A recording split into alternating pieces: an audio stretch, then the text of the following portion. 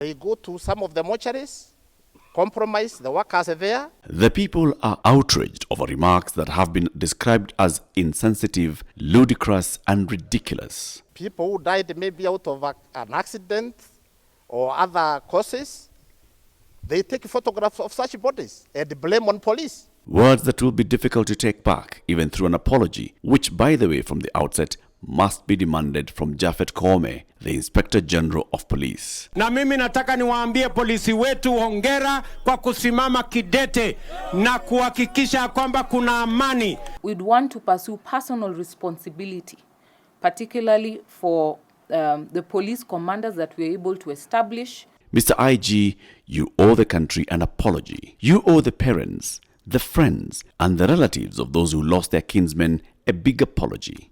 You have caused untold pain and emotional turmoil to many who knew the 30-plus individuals who've been documented as having died as a result of police brutality. You have ridiculed those who are yet to bury their loved ones. You have mocked those who are still undergoing treatment in hospitals because of police brutality. All for what? A moment of fame before the cameras? Bwana IG, you have fallen so low, way below average expectation. Kenya cannot accept your assertions, and we at the Standard Group join the rest in condemning your words.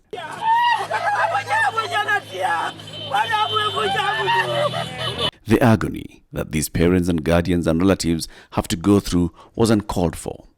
And for the record, Bwana IG, people died. 24-year-old William Amulele and his younger brother, 22-year-old Brian Onyango. Bwana IG, do you know of Raphael Shigal? He was shot dead in Makadara. These are not just statistics, but these are people. People who lost their lives. People who were killed by the gun. So your sentiments, Bwana IG, were totally uncalled for. They were unfortunate, and they are beneath the stature of your office. These statements must be called out for what they are.